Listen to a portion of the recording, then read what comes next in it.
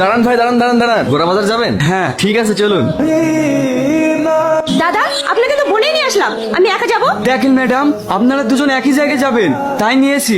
আমাকে আমার বাড়ি থেকে বলেই দিয়েছে এখনকার দিনকাল ভালো না, কোনো ছেলের আশেপাশে বসবি না। বহরমপুর শহরে নাকি অনেক পকেট মার আছে। ম্যাডাম আপনি চিন্তা করেন না, কিচ্ছু হবে না। দাদা, বলেন ম্যাডাম। এই ছেলেটা পুরো গুন্ডার মতো দেখতে, কেমন ভাবে তাকাচ্ছে। দিনকাল ভালো না, চারিদিকে মেয়েরা রেপ হচ্ছে, আমার ভীষণ ভয় করছে। দেখুন, আপনি আজে বাজে কথা বলবেন না। আপনি নিজেকে কি ভাবছেন? আমি ভদ্র ঘরের ছেলে। চেহারা দেখে তো একটা ভিলেনের মতো লাগছে। কি বললেন? কিছু না। অসভ্য জানোয়ার কোথাকার। আপনি আমাকে মারছেন কেন? মারছি কেন? মেয়ে দেখলে গায়ে ঢলে পড়তে মন যায় না। কি হয়েছে ম্যাডাম?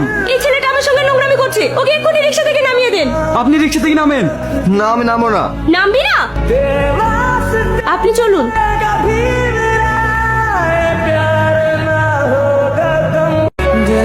কি ব্যাপার, তুমি এখানে? প্রশ্নটা তো আমারও, তুমি আমার পেছন পেছন চলে এসেছো। আমি কেন তোমার পিছন পিছন আসতে যাবো? এই ঘর তো আমি ভাড়া নিয়েছি। আন্টি আন্টি, এসব কি হচ্ছে? এই ঘর তো আমি ভাড়া করেছি। এ আসলে কোথা থেকে? এই মেয়েটা ঘর ভাড়ার জন্য এসেছে। আমি ওকে বললাম এখানে কোনো ঘর ফাঁকা নেই, যেটা ছিল সেটা তোমাকে দিয়ে দিয়েছি। তবু একটা রাত থাকার জন্য কান্নাকাটি করছিল, তাই ওকে থাকতে বলেছি। আমি আমার রুমে কোনো মেয়ে থাকতে দেবো না। ওকে এখান থেকে চলে যেতে বলেন। তাহলে আমার আর কিছু করার নেই, তুমি এখান থেকে চলে যাও। ওকে এইভাবে চলে যেতে দিতে হবে।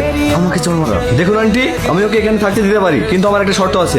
আন্টি, ওর কি শর্ত আপনি ওকে বলতে বলুন। আমার অফিসে কন্টিনিউ নাইটে ডিউটি আছে, তাই আমি দিনে থাকবো। ও যদি রাতে থাকে তাহলে এখানে থাকতে পারে। আন্টি, ওকে বলে দেন আমার দিনে কলেজ আছে, আমি দিনে থাকবো না, রাতে থাকতে দিলেই হবে। আমি ওর শর্তে রাজি। তাহলে তো দুজনের মধ্যে কোনো সমস্যাই থাকলো না। যাও, তুমি ঘরে যাও। তাহলে ও অফিসে যাক, আমি ঘুমাই। আজ তো আমার আবার অফিস নেই। তাহলে কি হবে? দুজন একসাথে কিভাবে থাকবো? কেন? তুমি নিচে ঘুমাও, আমি উপরে ঘুমাচ্ছি। ঠিক আছে। আজকে তাজা খবর, নন্দীগ্রামের একটি মেশে বীররাত্রি একটি মেয়েকে একা পেয়ে ধর্ষণ করে খুন করেছে একটি যুবক। কি ব্যাপার, এত রাত্রে তুমি কোথায় যাচ্ছ? আমি এখানে শুবো না, বাইরে শুবো। খবর শুনে ভয় পেলে নাকি? না। ঠিক আছে, তুমি ভিতরে ঘুমাও, আমি বাইরে ঘুমাচ্ছি। কি হলো? আমি বেড়ালের মতো দেখতে? না, তুমি বাদরে।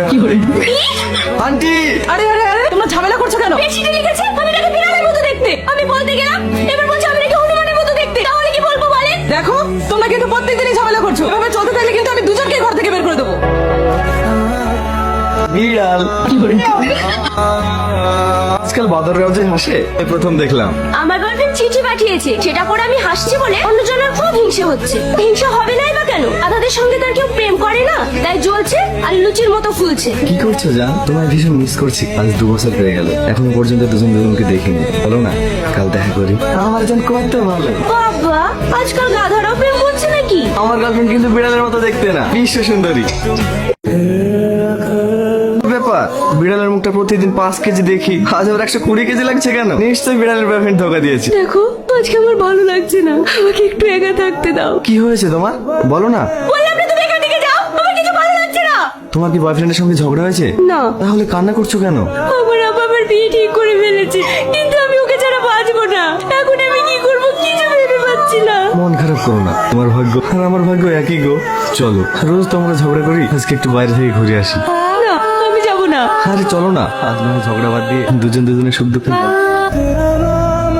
এবার বলো, কি হয়েছে? আমার আব্বা তার বন্ধুর ছেলের সাথে হঠাৎ করে আমার বিয়ে ঠিক করে ফেলেছে, কিন্তু আমি যাকে ভালোবাসি আমি তাকে ছাড়া থাকতে পারবো না, আর ও আমাকে ছাড়া বাঁচতে পারবে না। কিন্তু আমি এখন কি করবো কিচ্ছু ভেবে পাচ্ছি না। তুমি যে একজনকে ভালোবাসো সে কথা তোমার আব্বাকে বলে দাও না। আমার আব্বা ভীষণ রাগী, এই সম্পর্ক কখনো মেনে নেবে না।